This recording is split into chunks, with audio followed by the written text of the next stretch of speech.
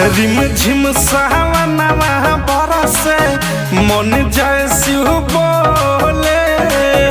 अजरा में भांग धतूरा लाइनी गोले गोले। रिम झिम सावनवा बरसे मन जय शिव बोले। अजरा में भांग धतूरा लाइनी गोले गोले। कान्हे पकवानवा हम तो जलावा लइनी ना।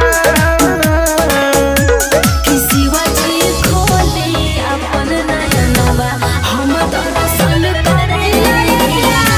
किसिवा जी खोली अपन नयनवा हम दर्शन करे अइनी ना।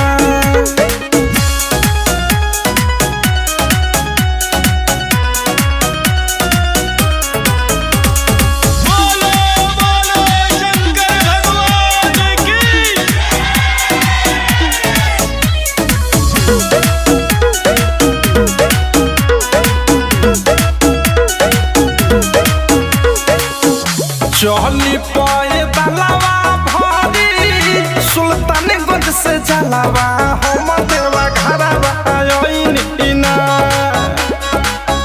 तेरी दर्शनवा हम दर्शत मनवा फेर नजरवा अइनी ना।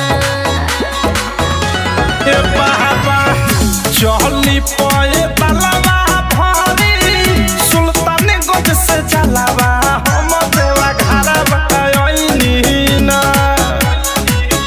तेरी दर्शनवा हम दर्शत मनवा फेर नजरवा अइनी ना। भगवती के रौरा हम दीवाना भइनी ना। शिवजी खोले अपन नयनवा हम दर्शन करे। किसिवा जी खाली अपन नयनवा हम दर्शन करे अइनी ना।